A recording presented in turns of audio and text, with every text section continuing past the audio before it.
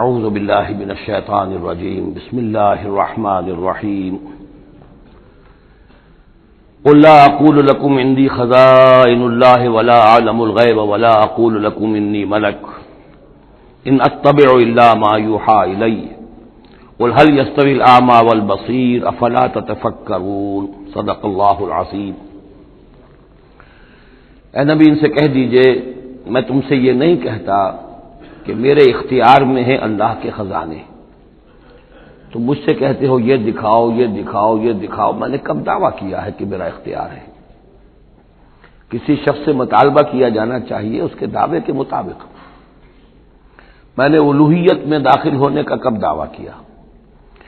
میں نے تو دعویٰ کیا ہے کہ میں اللہ کا ایک بندہ ہوں، عام انسان ہوں، بشر ہوں، مجھ پر وحی آئی ہے، مجھے مامور کیا گیا ہے کہ تمہیں متنبہ کر دوں، وہ کام میں کر رہا ہوں۔ لا اقول لکم عندی خزائن اللہ، میں تو نہیں کہتا کہ میرے پاس کوئی اللہ کے خزانے ہیں، میرے اختیار میں ہیں۔ ولا اعلم الغیب، نہ میں نے یہ دعویٰ کیا ہے کہ غیب کا علم مجھے حاصل ہے۔ ولا اقول لکم انی ملک، نہ میں نے تم سے کبھی یہ کہا ہے یا کہتا ہوں کہ میں فرشتہ ہوں۔ ان اتبع الا ما یوحى الی، میں تو بس اتباع کر رہا ہوں اس شے کی کہ جو مجھے طرف وحی کی جا رہی ہے۔ قل هل يستوي الاعمى والبصیر، کہیے تو پھر اب برابر ہو جائیں گے دیکھنے والے اور اندھے؟ افلا تتفکرون، تو کیا تم تفکر نہیں کرتے، غور و فکر سے کام نہیں لیتے؟ وانذر بہ، اب پھر یہاں بہ پر زور دے رہا ہوں میں۔ اے نبی اس قرآن کے ذریعے سے خبردار کر دیجیے، آپ کا کام انذار ہے، تبشیر ہے۔ اوپر آ چکا ہے وما نرسل المرسلین الا مبشرین، پہلے آ چکا ہے اوحی الی ھذا القرآن لانذرکم بہ ومن بلغ، یہاں پھر آیا وانذر بہ الذین یخافون ان یحشروا الی ربہم، خبردار کر دیجئے اس کے ذریعے سے ان لوگوں کو کہ جنہیں واقعتاً کچھ خوف ہے کہ وہ اپنے رب کی طرف لے جائے جائیں گے۔ جیسا کہ میں نے آپ کو بتایا تھا کہ ان میں بھی بہت کم لوگ تھے کہ جو بعث بعد الموت کے منکر تھے، وہ یہ کہتے تھے کہ ہاں ہے، قیامت ہے، اٹھیں گے، اپنے رب کے پاس جائیں گے، لیکن وہاں ہمارے چھڑانے والے ہیں، وہ ہمیں بچا لیں گے۔ وانذر بہ الذین یخافون ان یحشروا الی ربہم لیس لہم من دونہ ولی ولا شفیع، ان کے لیے کوئی نہیں ہوگا اللہ کے سوا، نہ کوئی حمایتی نہ سفارش کرنے والا۔ اپنی ان مغالطوں کو رفع کر لیں، ان غلط فہمیوں کو رفع کر لیں۔ لعلہم یتقون، شاید کہ ان میں تقوی پیدا ہو جائے، شاید کہ وہ ڈر جائیں، شاید کہ خوف پیدا ہو جائے۔ ولا تطرد الذین یدعون ربہم بالغداۃ والعشی یریدون وجہہ، اور مت دھتکاریے آپ ان لوگوں کو کہ جو پکارتے ہیں اپنے رب کو صبح و شام اور وہ اس کی چہرے کی طالب ہیں، اس کی رضا کے جویا ہیں۔ یہ اصل میں اشارہ ہو رہا ہے کہ تمام رسولوں کے ساتھ یہ معاملہ ہوا، خاص طور پر حضرت نوح کے ساتھ بھی، کہ جو بڑے بڑے سرداران ہوتے تھے قوم کے، وہ کہتے تھے کہ اے نوح ہم تو تمہارے پاس آنا چاہتے ہیں، سمجھنا چاہتے ہیں بات کیا ہے، لیکن ہم دیکھتے ہیں جب بھی آئے تمہارے پاس، تمہاری محفل میں بیٹھے ہوتے ہیں ہمارے کمی کاری ملازم گھٹیا لوگ، اب ہماری شایان نشان نہیں ہے کہ ہم ان کے ساتھ بیٹھیں۔ یہی بات حضور سے کہتے تھے کہ آپ آتے ہیں آپ کے پاس بات سمجھنے کے لیے، یہ آپ کے دل جو جمگٹا لگا رہتا ہے، یہ ہمارے غلام لوگ ہیں، یہ ہمارے جو ہے معاشرے کے پست طبقات ہیں، یہ آپ کے آس پاس ہوتے ہیں، تو پھر ہمارے شایان نشان یہ نہیں ہے کہ ہم ان کی موجودگی میں آپ سے بات کریں۔ اس پر جواب دیا جا رہا ہے اے نبی آپ ان کی باتوں سے کوئی اثر نہ لیں، آپ خام خواہ اپنے ان ساتھیوں کو، چاہے وہ غریب ہیں چاہے وہ پست طبقات سے ہیں، لیکن ان کی شان یہ ہے کہ وہ صبح و شام اللہ کو پکارتے ہیں، اللہ سے دعا کرتے ہیں، مناجات کرتے ہیں، تسبیح و تحمید کرتے ہیں، اور وہ اس کے چہرے، اس کے روح انور کے طالب ہیں، وہ اس کی رضا چاہتے ہیں، اس کی خوشی چاہتے ہیں۔ انہوں نے اپنی زندگی جو ہے من یشری نفسہ ابتغاء مرضات اللہ، یہ تو وہ لوگ ہیں جنہوں نے اپنی جانیں جو ہے اللہ کی رضا جوئی کے لیے، اللہ کی رضا حاصل کرنے کے لیے تج دی ہیں۔ ما علیک من حسابہم من شیء، آپ کے ذمے ان کے حساب میں سے کچھ نہیں ہے۔ وما من حسابک علیہم من شیء، اور نہ آپ کا ان کے اوپر آپ کے حساب میں سے کچھ ہے، یعنی یہ کہ یہ تو ہر شخص کو اپنی کمائی کرنی ہے، آپ کے ذمہ آپ کا فرض ہے، آپ کرتے جائیے۔ جو آپ کے پاس آ رہے ہیں ان کا حساب بھی اللہ لے لے گا، جو آپ کے پاس نہیں آتے ان کا حساب بھی لے لے گا، ہر ایک کو اس کی طرز عمل کے مطابق وہ بدلہ دے دے گا۔ نہ آپ ان کی طرف سے جواب دہ ہیں، نہ یہ آپ کی طرف سے جواب دہ ہیں۔ فتطردہم، تو اگر خدا نہ خواستہ بالفرض آپ ان کے دباؤ میں آ کر اگر انہیں دور کر دیں، اپنے سے دھتکار دیں، فتکون من الظالمین، تو آپ ظالموں میں سے ہو جائیں گے۔ وَكَذَلِكَ فَتَنَّا بَعْضَهُم بِبَعْضٍ، اور اسی طرح ہم نے بعض کو بعض کے ذریعے سے آزمایا ہے۔ حق کہہ رہا ہے ایک شخص لیکن ہے مفلس، اب وہ دولت مند جو ہے وہ مسکرائے گا، اس کو دیکھو یہ مجھے سمجھانے آیا ہے، اس کے کپڑے پھٹے ہوئے ہیں، جوتیاں پٹخارتا ہوا آ گیا مجھے سمجھانے کے لیے، اپنی حیثیت کو نہیں پہچانتا۔ حالانکہ دیکھنا یہ چاہیے کہ جو بات وہ کہہ رہا ہے صحیح ہے یا غلط۔ اس طرح ہم آزمائش کر دیتے ہیں لوگوں کے لیے، وَكَذَلِكَ فَتَنَّا بَعْضَهُم بِبَعْضٍ، اسی طرح ہم آزماتے ہیں بعض کو بعض کے ذریعے سے، لِيَقُولُوا، تاکہ وہ کہیں أَهَٰؤُلَاءِ مَنَّ اللَّهُ عَلَيْهِم مِّن بَيْنِنَا، کیا یہ وہ لوگ ہیں جن پر اللہ کا خاص انعام و احسان ہوا ہے ہم میں سے؟ اللہ کا احسان ہم پر ہوا ہے، دولت مند ہم ہیں، سردار ہم ہیں، چودراٹیں ہماری ہیں، حویلیاں ہماری ہیں، یہ جو ہیں گرے پڑے طبقات کے لوگ، کیا یہ ہیں کہ جو اللہ کا احسان اور ان کے اوپر اللہ تعالیٰ کا بڑا فضل ہوا ہے؟ یہ کہا کرتے تھے مکے کے لوگ بھی کہ اگر قرآن اللہ نے بھیجنا ہی تھا، کتاب نازل کرنی تھی، نبوت دینی تھی، تو کوئی رجل من القریتین عظیم، یہ جو دو شہر ہیں مکہ اور طائف، بڑے بڑے چودھری ہیں، سرمایہ دار ہیں، بڑے لوگ ہیں، سردار ہیں، ان میں سے کسی کے پاس بھیجتا۔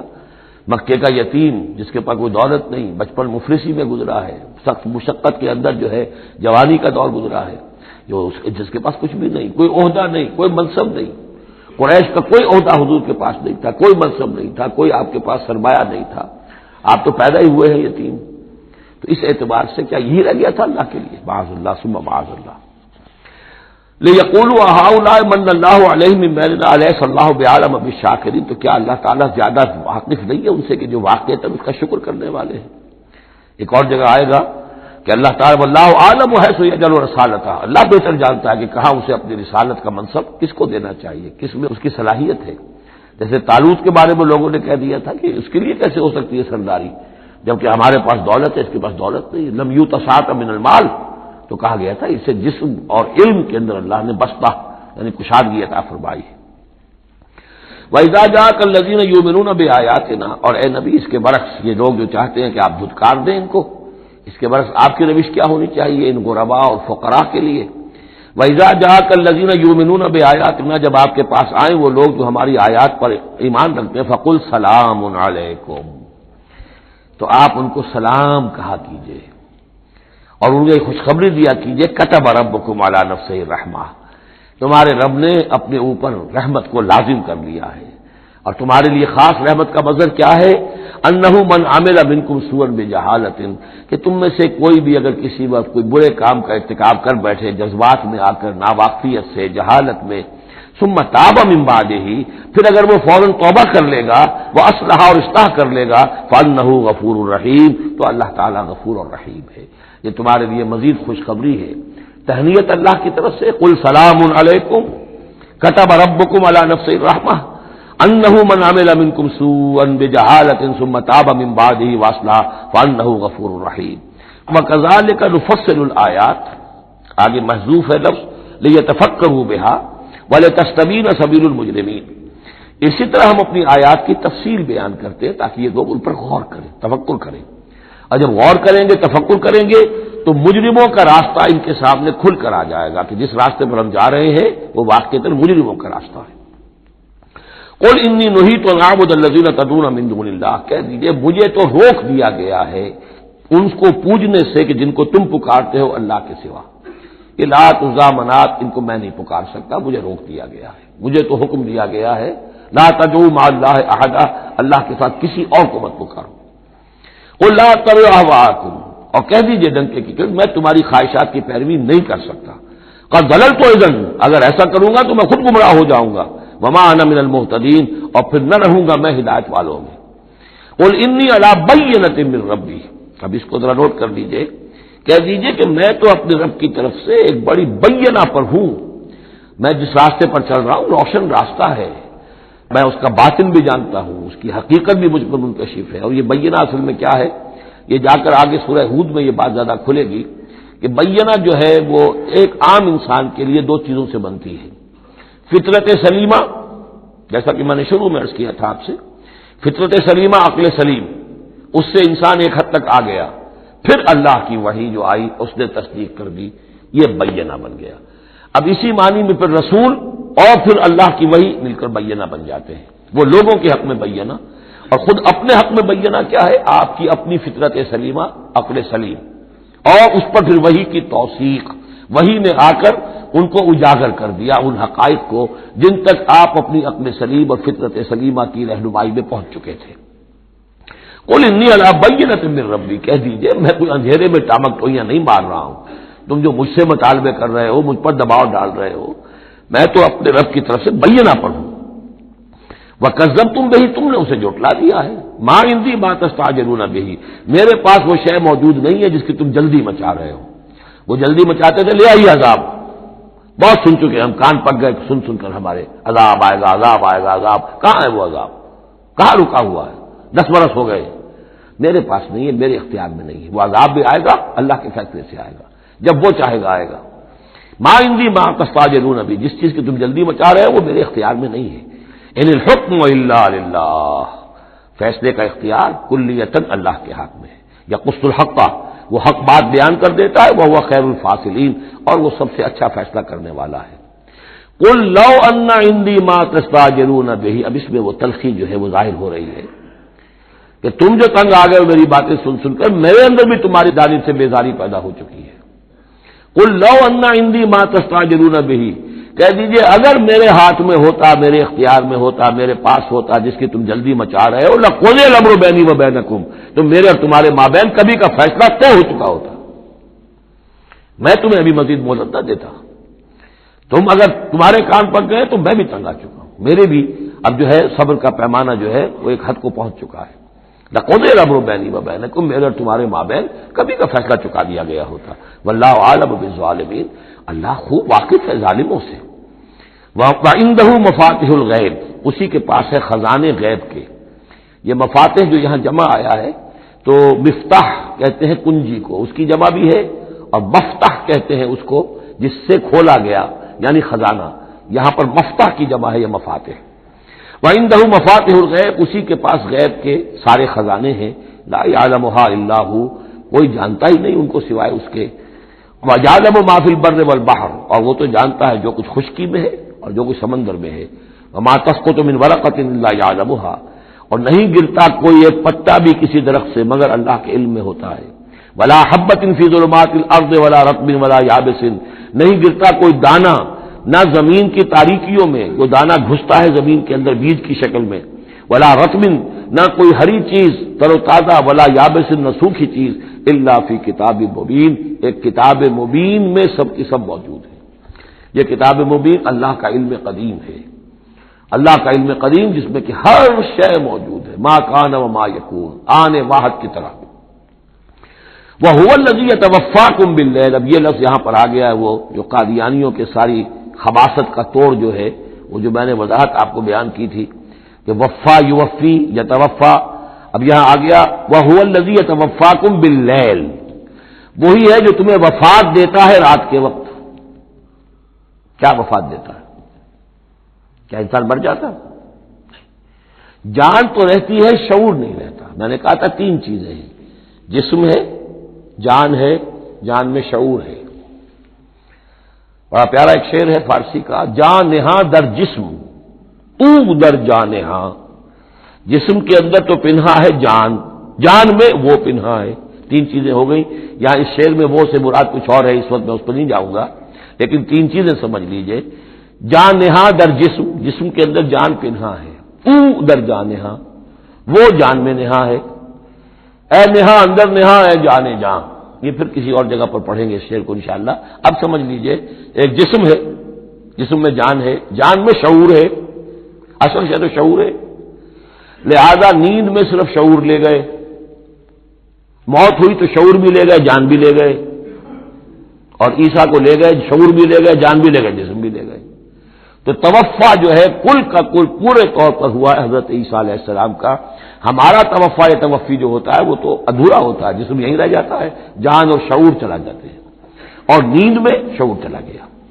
وَهُوَ الَّذِي يَتَوَفَّاكُم بِاللَّيْلِ وَيَعْلَمُ مَا جَرَحْتُم بِالنَّهَارِ، وہی ہے جو تمہیں وفات دے دیتا ہے، قبضے میں لے لیتا ہے، يَتَوَفَّاكُم رات کے وقت، اور وہ جانتا ہے جو کچھ کہ تم کرتے ہو دن کے وقت۔ ثُمَّ يَبْعَثُكُم فِيهِ، پھر وہ دوبارہ اگلی صبح کو پھر تمہیں اٹھا دے گا، لِيُقْضَىٰ أَجَلٌ مُّسَمًّى، تاکہ وہ تمہاری جو مہلت ہے وہ پوری ہو جائے۔ یعنی روزانہ ایک طرح سے ہم موت کی آغوش میں چلے جاتے ہیں. آدھی موت تو ہے، نیند کسے کہتے ہیں؟ آدھی موت ہے. یہی وجہ ہے کہ جو دعا ہے صبح کو اٹھنے کے وقت کی جو مسنون دعا ہے، الحمدللہ الذی احیانی بعدما اماتنی والیہ النشور، کل شکر اور کل حمد اور کل تعریف اس اللہ کے لیے ہے جس نے مجھے دوبارہ زندہ کیا اس کے بعد کہ مجھ پر موت وارد کر دی تھی. نیند جو ہے وہ موت کی بہن ہے، اور اسی طرح اٹھنا ہے اللہ کی طرف. یہ بڑا ایک عجیب نقطہ ہے، اس کو ذہن میں اس کو اپریشیٹ کیجئے. جو شخص صبح آنکھ کھلتے ہی جس کی زبان پر یہ الفاظ آتے ہوں، الحمدللہ الذی احیانی بعدما اماتنی والیہ النشور، قیامت کے دن جب وہ اٹھے گا اس کی زبان پر یہی ترانہ خود بخود آ جائے گا. اس وقت ہوگا وہ 100% درست. الحمدللہ الذی احیانی بعدما اماتنی والیہ النشور، کیونکہ عادت پڑی ہے، ہمیشہ کہا ہے. جیسے ہی شعور آیا الحمدللہ الذی احیانی بعدما اماتنی والیہ النشور، تو یہ وہ ترانہ جو ہے جو کہ باعث بعد الموت کے وقت ہماری زبان پر ہوگا، اس کا ریہرسل ہے جو آپ روزانہ کریں گے اگر یہ عادت پختہ کر لیں. وَهُوَ الَّذِي يَتَوَفَّاكُم بِاللَّيْلِ وَيَعْلَمُ مَا جَرَحْتُم بِالنَّهَارِ ثُمَّ يَبْعَثُكُم فِيهِ لِيُقْضَىٰ أَجَلٌ مُّسَمًّى ثُمَّ إِلَيْهِ مَرْجِعُكُم، پھر اسی کی طرف تم سب کا لوٹنا ہے. ثُمَّ يُنَبِّئُكُم بِمَا كُنتُمْ تَعْمَلُونَ، پھر وہ تمہیں جتلا دے گا جو کچھ کہ تم کرتے رہے تھے. وَهُوَ الْقَاهِرُ فَوْقَ عِبَادِهِ، اور وہ اپنے بندوں پر، یہ لفظ کئی مرتبہ آیا ہے اس صورت کے اندر. اللہ پوری طرح غالب ہے، قابو یافتہ ہے اپنے بندوں پر. وَيُرْسِلُ عَلَيْكُمْ حَفَظًا، اور وہ تم پر نگہبان بھیجتا رہتا ہے. ہر انسان کے ساتھ فرشتے باڈی گارڈ کی حیثیت سے موجود ہیں، اس لیے کہ جب تک اللہ نے اجل معین رکھی ہوئی ہے اس وقت تک تو زندہ رکھنا ہے. وہ زندہ رکھنے کے لیے حفظہ، حفاظت کرنے والے نگہبان. وہ جو میں نے ایک دفعہ پہلے بھی کہا تھا، بسا اوقات تو محسوس ہوتا ہے کہ جیسے گاڑی ایسے سناٹے سے آپ کے ساتھ سے گزری ہے کہ معلوم ہوتا ہے کسی نے ہاتھ دے کر آپ کو بچایا، ورنہ بچنے کا کوئی امکان نہیں تھا. تو کوئی ہے، جب معلوم ہے کہ ابھی اس کی موت کا وقت نہیں آیا تو بچانے والے فرشتے ہمارے ساتھ ہوتے ہیں. حتیٰ اذا جاء احدکم الموت، یہاں تک کہ جب تم میں سے کسی کی موت کا وقت آتا ہے، توفته رسلنا، اب یا پھر توفا آ گیا، اب یہاں پہ شعور اور جان دونوں جائے گا.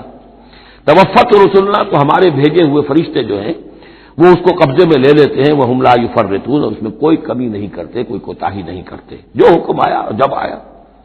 ثم ردوا الى الله مولاهم الحق، پھر وہ لوٹا دیے جاتے ہیں اب اللہ کی طرف جو ان کا مولا ہے برحق، سچا. الا له الحکم، آگاہ ہو جاؤ، فیصلے کا اختیار اسی کے ہاتھ میں ہے، حاکمیت اسی کی ہے. ان الحکم الا للہ، یہ دوسری مرتبہ آیا یہاں. وہو اسرع الحاسبین، اور وہ حساب کرنے والوں میں سب سے بڑھ کر تیز ہے، یعنی اسے دیر نہیں لگے گی. اس کے کمپیوٹرز جو ہیں وہ کوئی بہت ہی سپر کمپیوٹر جن کا ہم تصور بھی نہیں کر سکتے.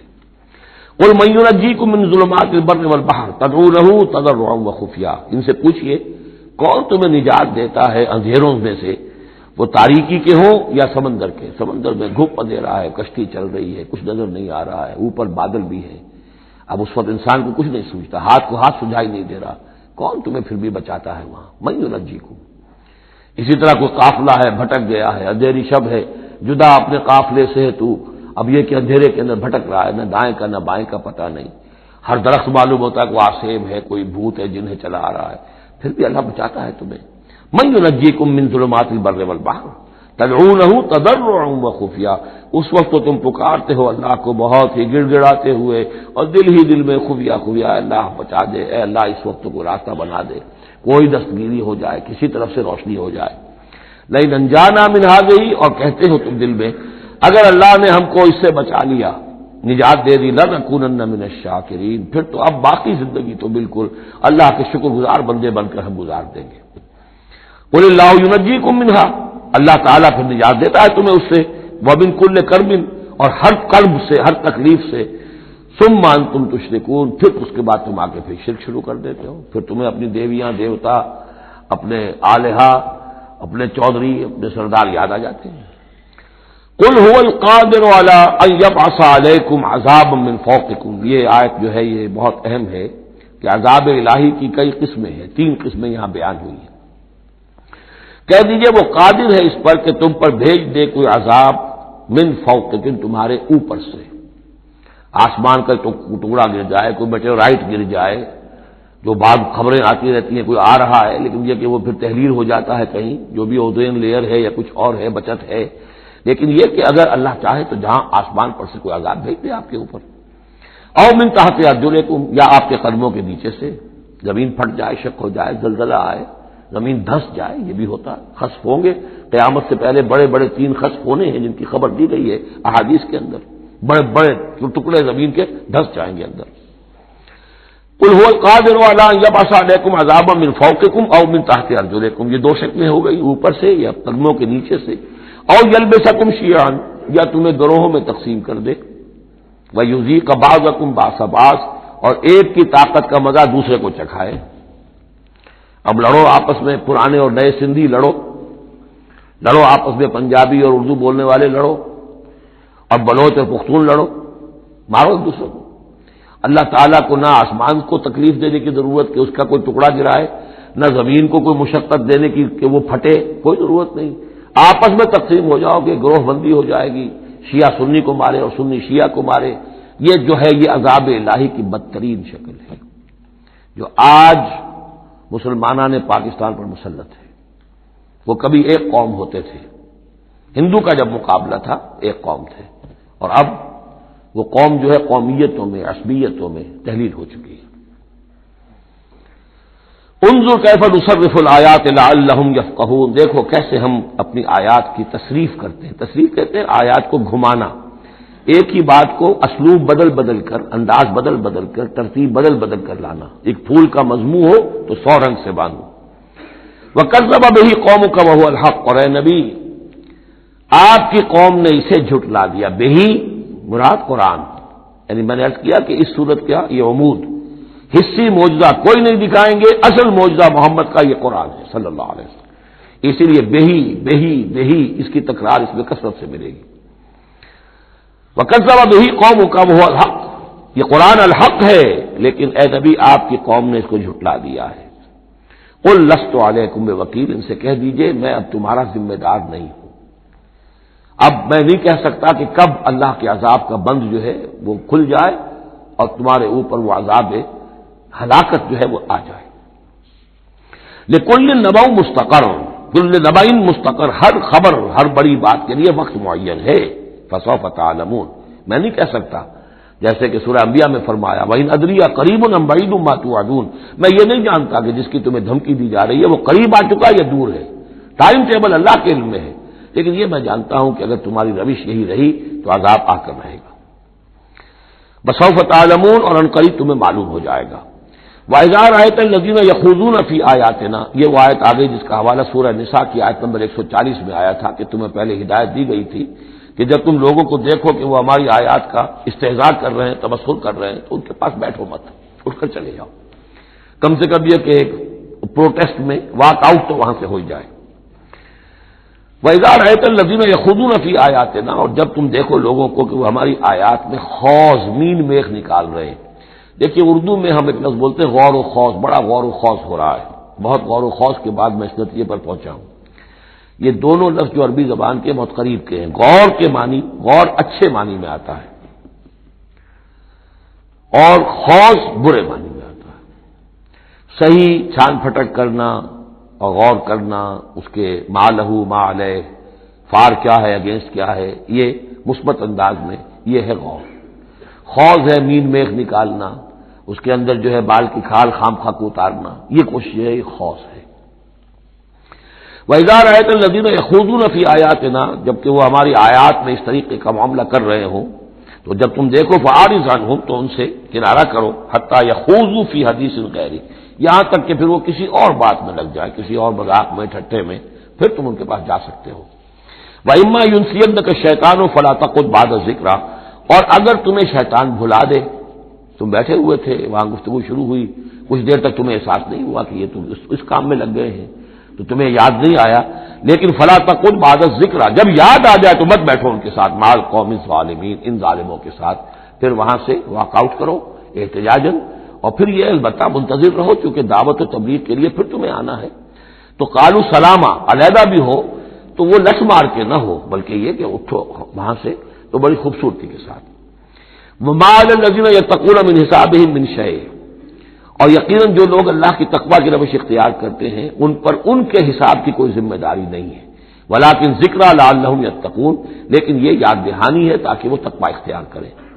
وذر الذین اتخذوا دینہم لعبا ولہوا، اور چھوڑو ان کو، دفع کرو، نظر انداز کرو، ان سے آپ نظر پھیر لو کہ جنہوں نے اپنے دین کو کھیل اور کود بنا لیا ہے، کھیل، ہنسی مذاق، ٹھٹا۔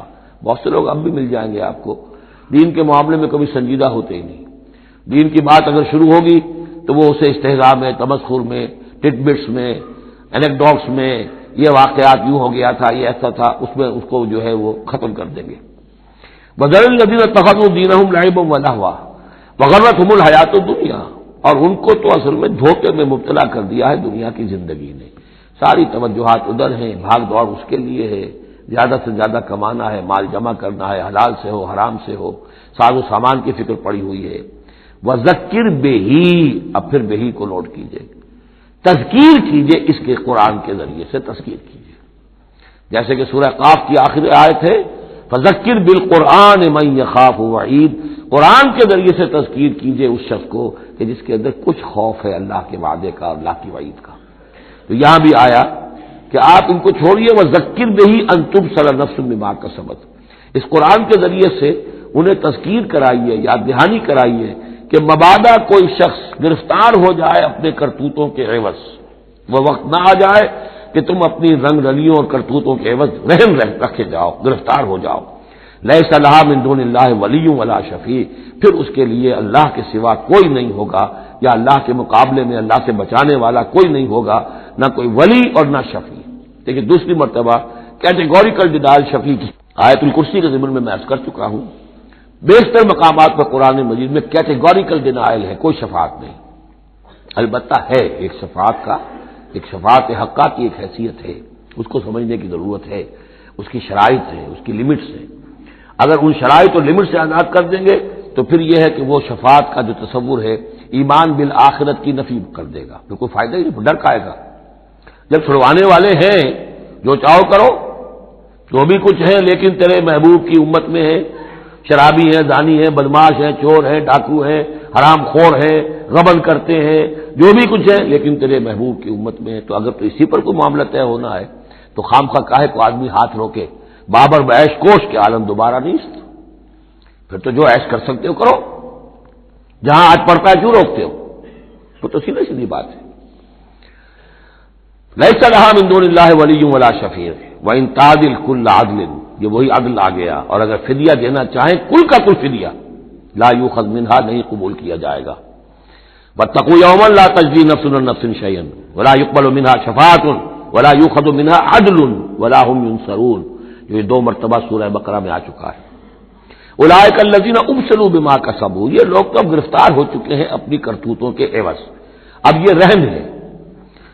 لہم شراب من حمیم، ان کے لیے تو ہے پینے کے لیے تو کھولتا ہوا پانی، وعذاب علیم بما کانوا یکفرون، اور دردناک عذاب ہوگا ان کے کفر کی پاداش میں۔ قل اندعو من دون اللہ ما لا ينفعنا ولا يضرنا، اے نبی ان سے کہیے کیا ہم پکاریں اللہ کو چھوڑ کر ان چیزوں کو جو نہ ہمیں نفع پہنچا سکتی ہے نہ نقصان؟ یہ بت کیا نفع پہنچائیں گے تمہیں، کیا نقصان پہنچائیں گے؟ خود اپنی حفاظت کر نہیں سکتے، اپنی مکھیاں اڑا نہیں سکتے، ان کو پکارتے ہو، ان کے سامنے سجدے کرتے ہو، ان کو متھے ٹیکتے ہو۔ اندعو من دون اللہ ما لا ينفعنا ولا يضرنا، خیر بت کی بات تو ہو گئی بہت ہی واضح، باقی بھی اس کائنات کے اندر کوئی کسی کے لیے نہ خیر کے پر قدرت رکھتا ہے نہ شر پر، الا باللہ، لا حول ولا قوت الا باللہ۔ یہ یقین ہو جائے تب توحید مکمل ہوگی، پھر کس کے سامنے آدمی سر جھکائے خام کا، کس کے آگے اپنی عزت نفس پیش کرے، اس کا دھیلا کرے، کسی کے ہاتھ میں اختیار ہے ہی نہیں، لا حول ولا قوت الا باللہ۔ حدیث میں آیا ہے، حضرت عبداللہ ابن عباس کو مخاطب کر کے کہا ہے کہ اے نوجوان اس بات کو اچھی طرح جان لے، اگر تمام دنیا کے انسان مل کر چاہیں، اولکم و آخرکم و انسکم و جنکم، کہ تمہیں کوئی فائدہ پہنچا دے، نہیں پہنچا سکتے جب تک کہ اللہ نہ چاہے، اور تمام انسان چاہے تمہیں کوئی نقصان پہنچا دے، نہیں پہنچا سکتے جب تک اللہ نہ چاہے۔ تو پھر یک درگیر اور محکم گیر پکارو اللہ کو، کسی اور کو پکارنے کا، کسی اور سے سوال کرنے کا، کسی اور سے ڈرنے کا، کسی اور سے التجائیں کرنے کا، کسی اور کا استغاثہ کرنے کا، دہائی دینے کا کیا فائدہ؟ قل ندعو من دون اللہ ما لا ينفعنا ولا يضرنا ونرد على اعقابنا، اور ہم جو ہے اپنی ایڑیوں کے بل لوٹا دیے جائیں بعد از ہدانا اللہ، جبکہ ہمیں تو اللہ نے ہدایت دے دی ہے۔ کالذی استہوته الشیاطین فی الارض حیران، کیا اس طرح کے آدمی ہم بن جائیں کہ جن کو شیاطین نے، جنوں نے کسی جنگل میں بیابان میں اس کی مت مار دی ہو، راستہ بھلا دیا ہو، اب اسے کچھ نظر نہیں آ رہا۔ لہو اصحاب یدعونہ الی الہدی ائتنا، ہے اس کے ساتھی جو اس کو پکار رہے ہیں کہ آؤ ہماری طرف، ہدایت کی طرف آؤ، ہمارے پاس آؤ۔ قل ان ھدی اللہ ھو الھدی، یہ نقشہ کھینچ دیا گیا ہے جماعتی زندگی کی کتنی برکت ہے۔ آپ اکیلے ہو، کہیں بھٹک گئے ہو، تو پھر یہ کہ آپ کے لیے سیدھے راستے پر آنا بہت مشکل ہو جائے گا۔ جماعتی زندگی ہے، ساتھی ہیں، جس کو کہا ہے سورہ توبہ میں کونوا مع الصادقین، معیت اختیار کرو، رہو ساتھ سچوں کے۔ کسی وقت ہوتا ہے انسان کو کوئی ایسی آزمائش پیش آ گئی ہے، اس کا دماغ چکرا گیا ہے، گھوم گیا ہے، نہیں سمجھ میں آ رہا، راستہ نہیں نکل رہا، مشکل بڑی آ گئی ہے، ایک طرف حرام ہے لیکن یہ ہے کہ دباؤ کو بہت پڑ رہا ہے، گھر والوں کا پڑ رہا ہے، بچوں کا پڑ رہا ہے، بیوی کا پڑ رہا ہے، راستہ غلط ہے۔ اس میں یہ ہے کہ ایسے وقت میں بسا اوقات پھر اگر رفقا ہیں، ساتھی ہیں، آپ کے کامریڈس ہیں، آپ کے کولیگز ہیں، اس کے ساتھ وہ پکارتے ہیں، ساتھ ہاتھ جو ہے آپ کا تھام کر آپ کو سہارا دیتے ہیں۔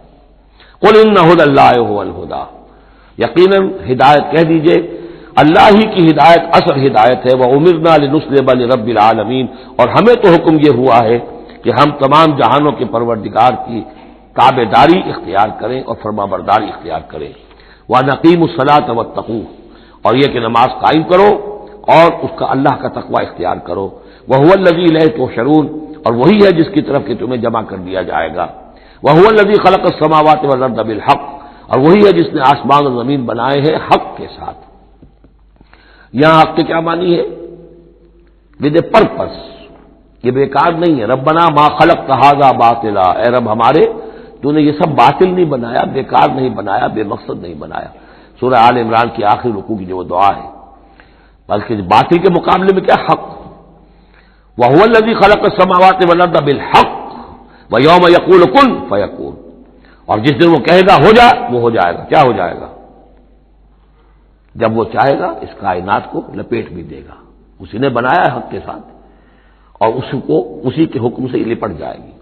آگے چل کر آئے گا یوم نطوی السماء کطی السجل للکتب، جس دن کہ ہم تمام خلاؤں کو اور فضاؤں کو اور آسمانوں کو، ان سب کو ایسے لپیٹ دیں گے جیسے کہ تم کتابوں کا تومار لپیٹ لیتے ہو۔ والسماوات مطویات بیمینہ، تمام یہ خلا اور سما یہ سب اللہ کے داہنے ہاتھ میں لپٹے ہوئے ہوں گے۔ قولہ الحق، اس کا فرمانا ہی حق ہے۔ اس کا کیا معنی ہے؟ صرف اس کا کہہ دینا کن، بس، اسے کسی اور شے کی ضرورت نہیں ہے، کوئی ذریعہ، کوئی میٹر، کوئی انرجی، کچھ نہیں۔ قولہ الحق، اس کا فرمانا ہی برحق ہے، اس کا کہہ دینا ہی برحق ہے۔ کن فیکون، یوم یقول کن فیکون قولہ الحق، وَلَهُ الْمُلْكُ يَوْمَ يُنفَخُ فِي الصُّورِ، اور اسی کے لیے ہوگی بادشاہی اس دن جس دن کے سور میں پھونکا جائے گا۔ اگرچہ حقیقت میں تو بادشاہی اب بھی اسی کی ہے، لیکن ابھی جھوٹے سچے بادشاہ بیٹھے ہوئے ہیں۔ ابھی شاہ فہد صاحب بھی براجمان ہیں، اور بھی شاہ بھی اور کوئی ہوں گے، حسن بھی ہیں، حسین بھی ہیں، وہ شاہ بھی ہیں اور بھی ہیں، ملکہ بھی ہیں، یہ سب جو ہیں یہ سب نسیہ منسیہ ہو جائیں گے۔ لمن الملک اليوم للہ الواحد القہار، معلوم کیا کہ اب بھی اگرچہ بادشاہی اسی کی حقیقت میں، لیکن یہ جھوٹے سچے ڈرامے والے خدا جو ہے کچھ نہ کچھ بیٹھے نظر آتے ہیں بادشاہ۔ وَلَهُ الْمُلْكُ يَوْمَ يُنفَخُ فِي الصُّورِ، عالم الغیب، وہ تمام غیب کا جاننے والا، والشہادہ، اور کھلی باتوں کا جاننے والا، وَهُوَ الْحَكِيمُ الْخَبِيرُ، اور وہ کمال حکمت والا اور ہر شے سے باخبر۔ وَإِذْ قَالَ إِبْرَاهِيمُ لِأَبِيهِ آزَرَ، اب اس میں آپ دیکھیں گے اس سورہ مبارکہ میں حضرت ابراہیم کا ذکر ہے، اور پھر ان کی نسل کے بعد انبیاء کرام کا ذکر ہے۔ ایک گلدستہ تو ہم پڑھ آئے ہیں سورہ نساء کے آخر میں، وہاں 13 انبیاء اور رسل کے نام آئے تھے. یہاں اس سے ذرا بڑا گلدستہ آئے گا، یہاں پہ 17 انبیاء اور رسل کے نام آئیں گے. پھر حضرت ابراہیم علیہ السلام کا ذکر یہاں آیا ہے، اور جو جن رسولوں کی قوموں پر ہلاکت کے بارے میں قرآن میں صراحت کے ساتھ مذکور ہے، ان 6 کا ذکر جو ہے سورہ اعراف میں آئے گا. حضرت ابراہیم علیہ السلام کی قوم کا کیا حشر ہوا، یہ صراحت کے ساتھ قرآن میں مذکور نہیں ہے. جو قوم نوح کے ساتھ، ہود کے ساتھ، قوم صالح کے ساتھ، قوم شعیب کے ساتھ ہوا، تو حضرت ابراہیم علیہ السلام کے معاملے کو علیحدہ نکال لیا ہے، وہ سورہ انعام میں. اور باقی جو ہے نوح، ہود، صالح اور شعیب، لوط اور موسیٰ، ان کا ذکر جو ہے وہ آپ کو ملے گا سورہ اعراف میں، اس لیے کہ ان کا معاملہ ایام اللہ کا ہے. تو فذکرہم بایام اللہ، التذکیر بآلاء اللہ اس میں ہے، التذکیر بایام اللہ اس میں ہے، لہذا یہاں حضرت ابراہیم کا ذکر ہے. وَإِذْ قَالَ إِبْرَاهِيمُ لِأَبِيهِ آزَرَ أَتَتَّخِذُ أَصْنَامًا آلِهَةً، اور یاد کرو جب کہ کہا ابراہیم نے اپنے باپ آزر سے، کیا تم نے ان بتوں کو اپنا خدا بنا رکھا ہے. یہاں جو آزر کا لفظ خاص طور پر آیا ہے میرے نزدیک، یہ اصل میں تورات کی نفی کے لیے، تورات میں طارح نام لکھا گیا ہے، گویا اس کی تصحیح کے لیے، ورنہ یہاں کوئی خاص ضرورت نہیں تھی. وَإِذْ قَالَ إِبْرَاهِيمُ لِأَبِيهِ، یہ کافی تھا، لیکن نام اس لیے دیا گیا کہ تورات سے پڑھنے والوں کو مغالطہ ہوتا ہے، اور اسی مغالطے کو اہل تشیع نے اختیار کر لیا ہے. انہوں نے تورات میں جو نام دیا گیا ہے اسے حضرت ابراہیم کا باپ کہا ہے، اور حضرت یہ جو آزر تھا اس کو کہا ہے کہ یہ چچا تھا. اس کی خاص وجہ ہے، وہ پھر کسی موقع پر بیان ہوگی، لیکن یہ کہ تورات کی اس غلطی کو اہل تشیع نے اختیار کیا. قرآن مجید نے اسی کی نفی کے لیے یہاں پر حضرت ابراہیم کے والد کا نام صراحتاً بتا دیا کہ آزر ہے. وَإِذْ قَالَ إِبْرَاهِيمُ لِأَبِيهِ آزَرَ، اور یاد کرو جب کہ کہا تھا ابراہیم نے اپنے باپ آزر سے، أَتَتَّخِذُ أَصْنَامًا آلِهَةً، کیا آپ نے ان بتوں کو اپنا الہ بنایا ہوا ہے. انی اراک وقومک فی ضلال مبین، میرا تو خیال یہ ہے، میری رائے تو یہ ہے کہ آپ بھی اور آپ کی قوم بھی کھلی گمراہی میں مبتلا ہے. وَكَذَلِكَ نُرِي إِبْرَاهِيمَ مَلَكُوتَ السَّمَاوَاتِ وَالْأَرْضِ، اور اسی طرح ہم دکھانے لگے یا دکھاتے رہے ابراہیم کو آسمانوں اور زمین کے ملکوت. ملکوت سے مراد کیا ہے کہ اللہ تعالیٰ نے اس کائنات کا جو نظام قائم کیا، جسے میں کہتا ہوں کہ جو یونیورسل ایک گورنمنٹ ہے، اس کا ایک نظام ہے، اس کے کارندے ہیں، تو اس کے مشاہدہ اللہ تعالیٰ اپنے رسولوں کو کراتا ہے تاکہ ان کا یقین جو ہے وہ یقین اس درجے کا ہو جائے کہ جیسے کہ اپنی آنکھوں سے دیکھی ہوئی چیزیں. وَلَيَكُونَ مِنَ الْمُوقِنِينَ، اور تاکہ وہ پوری طرح یقین کرنے والوں میں سے ہو جائے. لیکن واو چونکہ یہاں آیا، اس سے پہلے ہم محذوف مانیں گے تاکہ وہ اپنی قوم پر حجت قائم کر سکے اور پوری طرح یقین کرنے والوں میں سے ہو جائے. یہ جو آگے آ رہا ہے یہ در حقیقت حضرت ابراہیم علیہ السلام کی طرف سے اپنی قوم پر حجت کو اس طور سے پیش کیا گیا ہے. بعض حضرات کے نزدیک یہ ہے کہ یہ حضرت ابراہیم کا اپنا ذہنی ارتقاء ہے کہ واقعتاً انہوں نے سمجھا یہ ستارہ خدا ہے، پھر ڈوب گیا تو کہا کہ نہیں نہیں یہ تو ڈوب گیا، پھر چاند کو دیکھا تو چاند خدا ہے، پھر کہا نہیں یہ تو یہ بھی جو ہے غروب ہو گیا، پھر سورج کو کہا. تو یہ بات اصل میں بعض حضرات کی رائے ہے یہ، اور الفاظ سے کچھ متبادل بھی ہوتا ہے، لیکن یہ ہے کہ زیادہ صحیح رائے جس سے کہ آگے آ جائے گا وَتِلْكَ حُجَّتُنَا آتَيْنَاهَا إِبْرَاهِيمَ عَلَىٰ قَوْمِهِ، تو معلوم ہوتا ہے کہ یہ اصل میں حضرت ابراہیم علیہ السلام نے حجت قائم کرنے کے لیے یہ تدریج اختیار کی اپنی قوم کو سمجھانے کے لیے. اور حضرت ابراہیم علیہ السلام اللہ کے نبی تھے، اور نبی کوئی بھی زندگی کے کسی بھی مرحلے پر مشرک نہیں ہوتا، اس کی شریعت، اس کی سرشت اتنی خالص ہوتی ہے. صدیقین مشرک نہیں ہوتے، نبی تو ان سے بھی اونچے درجے کے ہیں. حضرت ابو بکر نے کبھی شرک نہیں کیا، حضرت عثمان نے کبھی شرک نہیں کیا، جو صدیقین ہیں صحابہ میں سے. وَكَذَلِكَ نُرِي إِبْرَاهِيمَ مَلَكُوتَ السَّمَاوَاتِ وَالْأَرْضِ وَلِيَكُونَ مِنَ الْمُوقِنِينَ فَلَمَّا جَنَّ عَلَيْهِ اللَّيْلُ، جب ان پر رات جو ہے اس نے تاریکی کر دی، رأى كوكبا، انہوں نے دیکھا ایک چمکدار ستارے کو. قال هذا ربی، انہوں نے کہا یہ میرا رب ہے. یہ گویا کہ کہہ رہے کیا، ہاں یہ میرا رب ہے. اب یہ سوالیہ انداز بھی ہو سکتا ہے، پھر سائن آف ایکسکلیمیشن ہو سکتا ہے کہ لوگوں کو کہنے کے لیے کہ یہ رب ہے، یہ انٹروگیشن کا بھی ہو سکتا ہے. هذا ربی فلما افل قال لا احب الافلین، جب وہ ڈوب گیا تو کہا بھائی یہ ڈوب جانے والی شے تو پھر میں تو پسند نہیں کر سکتا کہ میں اس کو اپنا خدا مان لوں. یہ قوم جو تھی ستارہ پرست بھی تھی، بت پرست بھی تھی، ستارہ پرست بھی تھی، اور نمبر 3 شاہ پرست بھی تھی. تینوں قسم کے شرک اس قوم میں موجود تھے کہ جس میں حضرت ابراہیم بھیجے گئے. یہ بیبیلونیا یا عراق، آج کا عراق، سابق بیبیلونیا، اس کا ایک شہر اس شہر کے بھی اب کھنڈرات نکل آئے ہیں، کھدائیاں ہو چکی ہیں۔ شہر میں پیدا ہوئے ہیں، پھر وہاں سے ہجرت کر کے فلسطین گئے ہیں، اور پھر حضرت اسماعیل کو آباد کیا ہے حجاز میں، اور اپنے بیٹے حضرت اسحاق کو آباد کیا ہے فلسطین میں۔ تو یہ ان کے ذہن میں رکھیے۔ اور اس وقت عراق میں یہ شرک جو ہے گھٹا ٹوپ اندھیرے تھے کہ ان کے یہاں بت پرستی بھی تھی، ستارہ پرستی بھی تھی، اور تیسرے یہ کہ بادشاہ بھی نمرود جو تھا وہ یہ کہتا تھا کہ میں خدا ہوں۔ اس کا مکالمہ جو ہے جو اس نے کیا تھا محاجہ حضرت ابراہیم سے، وہ سورہ بقرہ میں ہم پڑھ چکے ہیں۔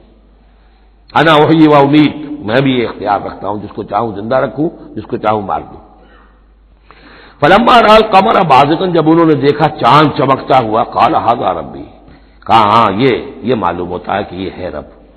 فلما افل قال لئن لم يهدني ربی، جب وہ بھی ڈوب گیا، غائب ہو گیا، تو انہوں نے کہا کہ اگر میرے رب نے مجھے ہدایت نہ دی تو پھر میں تو قوم ضالین میں سے ہو جاؤں گا۔ گویا کہ ابھی یہ الفاظ ہیں کہ جن سے اشارہ ہوتا ہے کہ شاید ابھی ان کا اپنا ذہنی اور فکری ارتقاء ہو رہا ہے۔ میں نے کہا تھا کہ الفاظ سے متبادر ہوتا ہے، لیکن یہ کہ ان دونوں چیزوں کو، دونوں سائڈز کو ناپ تول کر جو رائے بنتی ہے وہ دوسری ہے۔ فلما رأى الشمس بازغة، جب دیکھا سورج بہت چمکدار، قال ھذا ربی ھذا اکبر، تو فرمایا ہاں یہ ہے رب، یہ سب سے بڑا ہے۔ فلما افلت، جب وہ بھی ڈوب گیا، قال یا قوم انی بریء مما تشرکون، انہوں نے کہا اے میری قوم کے لوگوں، میں تو بری ہوں، اعلان برات کرتا ہوں ان سب سے جنہیں تم شریک ٹھہرا رہے ہو۔ انی وجہت وجہی للذی فطر السماوات والارض حنیفا، میں نے تو اپنا رخ کر لیا ہے، اپنا چہرہ جو ہے ادھر کر لیا ہے اس ہستی کی طرف جس نے آسمانوں اور زمین کو بنایا، یکسو ہو کر، وما انا من المشرکین، اور میں مشرکوں میں سے نہیں۔ وحاجہ قومہ، اب اس پر محاجہ کیا ان سے ان کی قوم نے، وہ حجت بازی شروع کر دی، یہ تم نے کیا کہہ دیا؟ سارے دیویوں کی نفی کر دی، سارے ستاروں کی نفی کر دی، ہر چیز کی نفی کر دی، اب تم پر مار پڑے گی فلاں دیوی کی اور فلاں ستارے کی نحوست جو ہے اس کا تم نے انکار کیا، تیار ہو جاؤ، اب تمہارے اوپر شامت آئے گی۔ قال تحاجونی فی اللہ وقد ہدان، انہوں نے فرمایا مجھ سے محاجہ کر رہے، حجت بازو کر رہے اللہ کے بارے میں، جبکہ اس نے تو مجھے ہدایت دے دی ہے، مجھے تو اللہ نے ہدایت دی ہے۔ ولا اخاف ما تشرکون بہ، اور مجھے کوئی خوف نہیں ان ہستیوں کا جنہیں تم شریک ٹھہرا رہے ہو، مجھے کوئی خوف نہیں۔ الا یشاء ربی شیئا، ہاں اللہ کو چاہے میرے ساتھ کہ کوئی تکلیف مجھے آ جائے، کوئی آزمائش آ جائے تو ٹھیک ہے، میرا رب ہے، لیکن مجھے کوئی کسی کا ڈر نہیں، نہ تمہارے کسی دیوی کا، نہ دیوتا کا، نہ کسی ستارے کی نحوست کا، اور نہ کسی اور کا۔ لا اخاف ما تشرکون بہ، تم جس کا مجھے ڈراوا دے رہے ہو مجھے ان میں سے کسی کا کوئی خوف نہیں۔ الا یشاء ربی شیئا، الا یہ کہ میرا رب میرے لیے کچھ چاہے جو چاہے۔ وسع ربی کل شیء علما، یقیناً میرا رب جو ہے وہ تو ہر شے کے علم کے اعتبار سے احاطہ کیے ہوئے ہے۔ افلا تتذکرون، تو کیا تم عقل سے کام نہیں لیتے، تم نہیں سوچتے، نصیحت اخذ نہیں کرتے؟ وکیف اخاف ما اشرکتم، میں کیسے ڈروں ان سے جنہیں تم نے شریک ٹھہرا رکھا ہے۔ ولا تخافون انکم اشرکتم باللہ، جبکہ تم نہیں ڈرتے کہ تم نے اللہ کے ساتھ شریک ٹھہرا دیے۔ ما لم ينزل به علیکم سلطانا، اور ان ہستیوں کو شریک ٹھہرا دیا ہے جن کے لیے کہ اللہ نے کوئی سلطان، کوئی سند نہیں اتاری۔ ہاں اللہ نے اپنی کتابوں میں کوئی سند اتاری ہوتی، عقل انسانی میں اس کی کوئی بنیاد ہوتی تو کوئی بات بھی ہوتی، نہ عقل میں، نہ فطرت میں، نہ کسی آسمانی کتاب میں کسی معبود کے لیے کوئی گنجائش نہیں ہے ہی نہیں۔ وَكَيْفَ أَخَافُ مَا أَشْرَكْتُمْ وَلَا تَخَافُونَ أَنَّكُمْ أَشْرَكْتُمْ بِاللَّهِ مَا لَمْ يُنَزِّلْ بِهِ عَلَيْكُمْ سُلْطَانًا فَأَيُّ الْفَرِيقَيْنِ أَحَقُّ بِالْأَمْنِ إِن كُنتُمْ تَعْلَمُونَ، تو اگر تم علم رکھتے ہو تو بتاؤ دونوں فریقین میں سے، یعنی ایک موحد ہے، ایک اللہ واحد پر ایمان رکھتا ہے، ساری قوت اس کے ہاتھ میں ہے، سارا اقتدار اس کا ہے، ہر شے اس کے قبضہ قدرت میں ہے۔ ایک وہ ہے کہ جو اس کو ماننے کے ساتھ ساتھ کچھ اور چھوٹے دیوی دیوتا سینکڑوں جو ہے وہ ان کو بھی مانتے ہیں۔ امن اور چین اور سکون کس کو میسر آئے گا؟ قلبی چین، روحانی اطمینان اور سکون۔ ای الفریقین احق بالامن، ان دونوں میں سے موحدین اور مشرکین میں سے امن، سکون، اطمینان، چین اور راحت کا کون زیادہ حقدار ہے؟ بتاؤ اگر تم جانتے ہو۔ اور اس کا جواب خود دیا، الذین آمنوا ولم یلبسوا ایمانہم بظلم، یقیناً وہ لوگ جو ایمان لائیں اور اپنے ایمان پر کسی طرح کے شرک کی آلودگی نہ ہونے دیں. یہاں لفظ ظلم آیا ہے، ظلم کسی چھوٹے گناہ کو بھی کہہ سکتے ہیں. اسی لیے اس پر صحابہ گھبرا گئے تھے کہ حضور کون شخص ہوگا کہ جس نے کبھی کوئی ظلم نہ کیا ہو، اور نہیں تو اپنے اوپر ظلم کرتا ہے آدمی، کسی پر ظلم کرتا ہے. تو اس کا تو مطلب ہے کوئی شخص بھی یہ جو مقام ہے جو یہاں بیان کیا جا رہا ہے اس کا جو سزاوار اور اس کا حقدار نہیں ہو سکتا. آپ نے فرمایا نہیں، یہاں ظلم سے مراد شرک ہے. پھر آپ نے سورہ لقمان کی آیت پڑھی، اس میں فرمایا کہ ان الشرک لظلم عظیم. وَإِذْ قَالَ لُقْمَانُ لِابْنِهِ یا بنی لا تشرک باللہ ان الشرک لظلم عظیم. یہاں پر ظلم سے مراد شرک ہے، یعنی ایمان ایسا ہو کہ جو شرک کی ہر آلودگی سے پاک ہو. میں یہاں پھر تذکرہ کیے دیتا ہوں، شروع میں بھی عرض کیا تھا شرک کسے کہتے ہیں، شرک کی قسمیں کون کون سی ہیں، کون کون سے بھیس بدل کر یہ شرک آتا ہے. باہر رنگے کے خواہی جامہ می پوش من اندازے قدت را می شناسم. تم چاہے کسی بھی رنگ کا لباس پہن کے آ جاؤ، میں تمہیں تمہارے قد سے پہچان لوں گا. تو قد سے پہچاننا جو ہے شرک کا آسان نہیں ہے، بھیس بدلتا ہے. اس کے لیے ضروری ہے، اور آج کے دور میں شرک کس کس شکل میں موجود ہے اس کا سمجھنا بہت اہم ہے. اس موضوع پر میرے 6 گھنٹے کے کیسٹس موجود ہیں. الذین آمنوا ولم یلبسوا ایمانہم بظلم، یقیناً وہ لوگ جو ایمان لائے اور جنہوں نے اپنے ایمان میں کسی بھی نوع کے شرک کی آمیزش نہ ہونے دی، اولئک لہم الامن وہم مہتدون، ان کے لیے ہے امن اور وہی ہوں گے راہیاب. یہ امن اور ایمان اور اسلام اور سلامتی کا جو آپس میں تعلق ہے لفظی اعتبار سے، وہ اس دعا میں بہت نمایاں ہو جاتا ہے کہ جو حضور ہر نیا جو چاند دیکھتے تھے ہر مہینے کا جو دعا مانگتے تھے، اللہم اہلہ علینا بالامن والایمان والسلامت والاسلام. اے اللہ یہ مہینہ جو شروع ہو رہا ہے اس نئے چاند کے ساتھ، ہلال کے ساتھ، اسے ہم پر طلوع فرما امن اور ایمان کے ساتھ اور سلامتی اور اسلام کے ساتھ. تو یہ بڑا گہرا ربط ہے ان الفاظ کے اندر.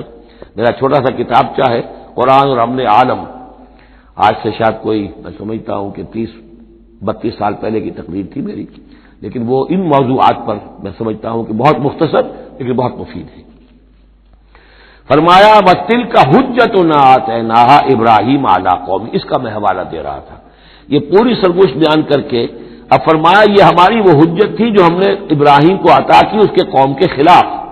یہ سارا محاجہ حضرت ابراہیم اپنی قوم سے کر رہے تھے. بظاہر اس کو توریہ کہتے ہیں. ایک ہوتا ہے جھوٹ بولنا، ایک ہوتا ہے توریہ.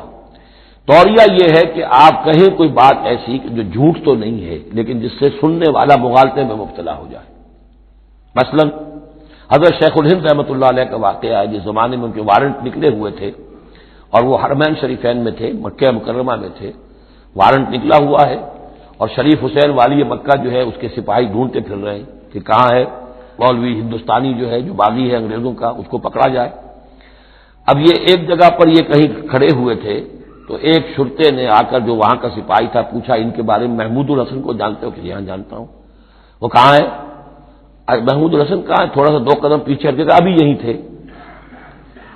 جھوٹ تو نہیں بولا نا، 2 قدم پیچھے ہٹ کر کہا ابھی یہیں تھے، بالکل سچ بولا. اس نے سمجھا ابھی یہیں تھے، دوڑا ادھر دوڑ گیا اپنے نکل گیا. اس کا نام ہے توریہ.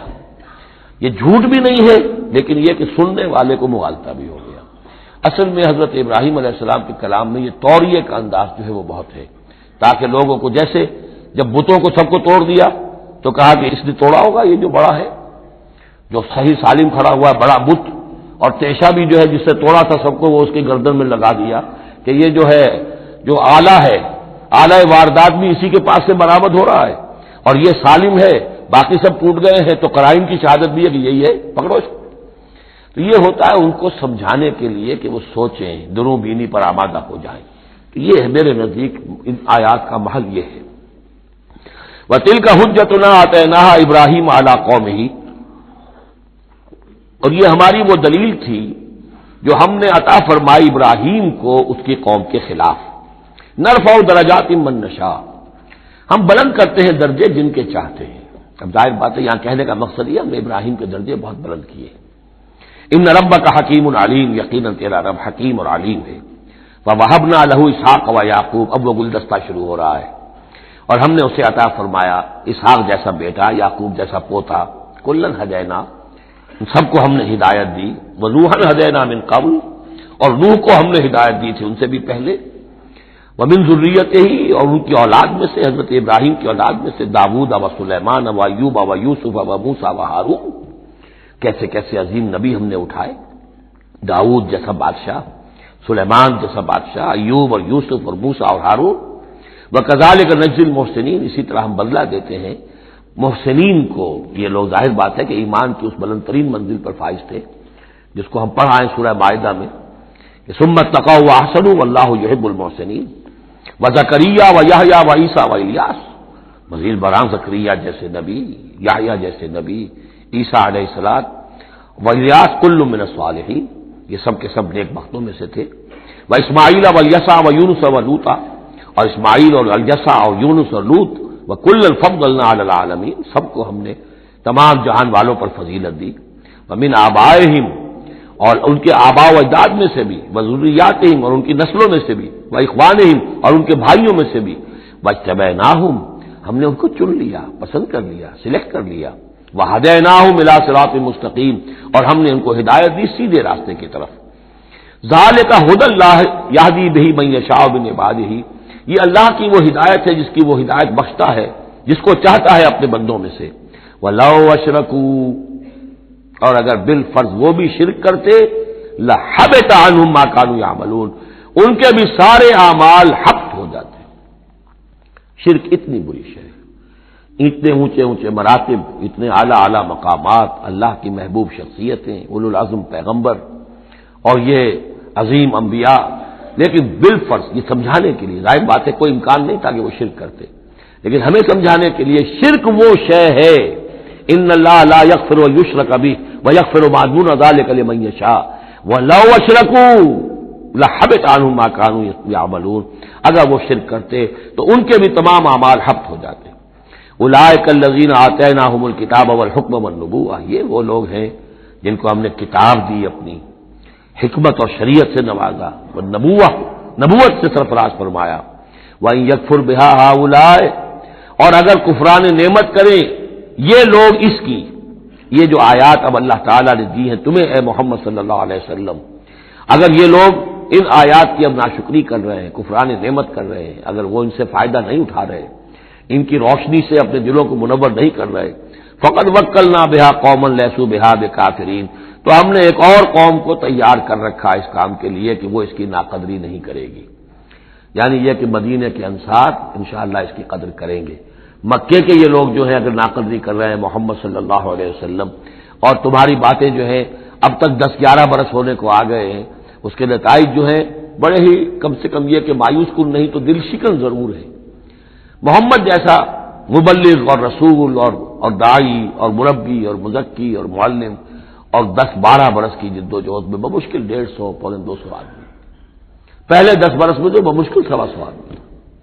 تو یہ ہے کہ اس اعتبار سے فَإِن يَكْفُرْ بِهَا هَؤُلَاءِ، اگر یہ لوگ کفران نعمت کر رہے ہیں ان کا، فقد وکلنا بہا، تو ہم نے مقرر کر دیے ہیں کچھ اور لوگ، قومن، ایک ایسی قوم لیسوا بہا بکافرین، جو اس کی ناشکری نہیں کریں گے۔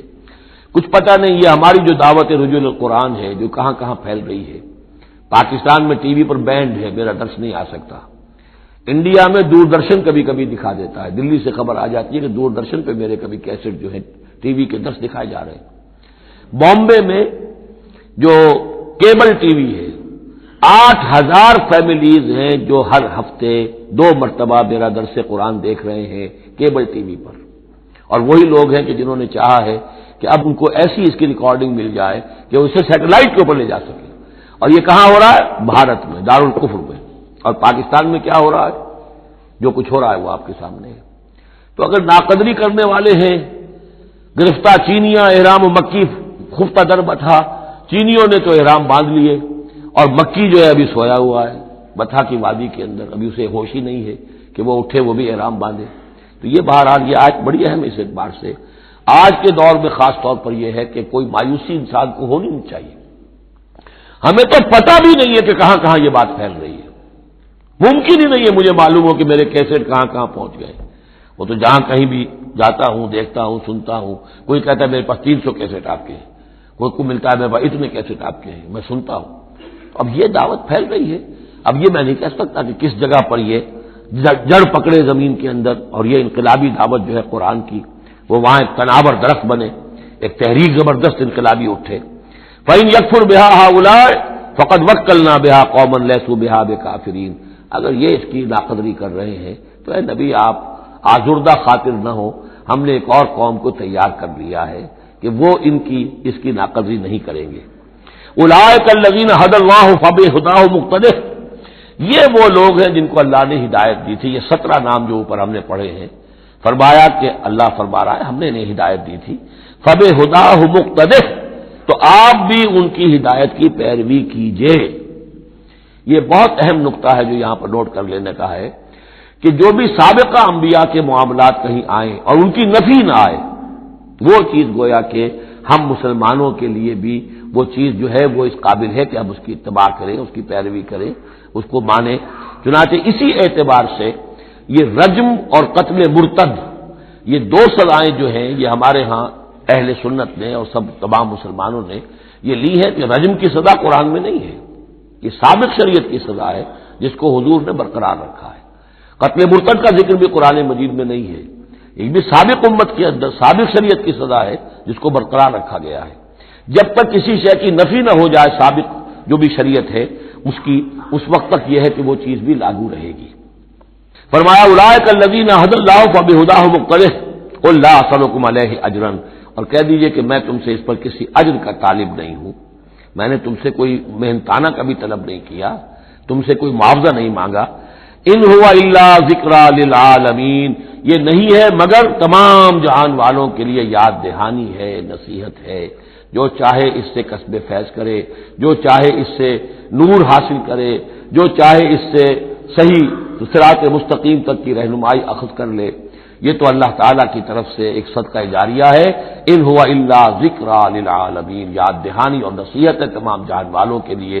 بارک اللہ لی ولکم فی القرآن العظیم ونفعنی وإیاکم بالآیات والذکر الحکیم.